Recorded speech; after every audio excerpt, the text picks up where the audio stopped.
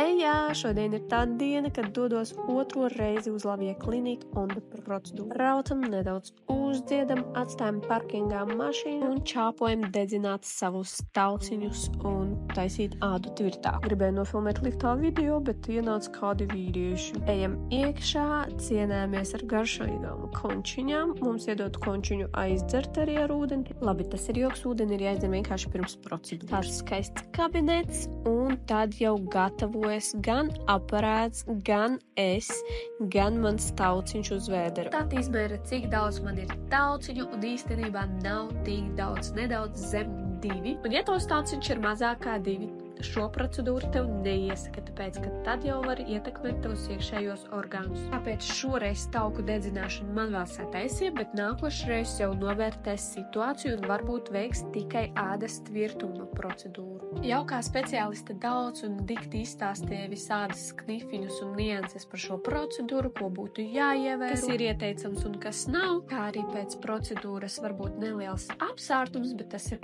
pilnībā normāli, man tas apsārtums īsti nebija. Procedūras ilgums bija apmēram 30 minūtes.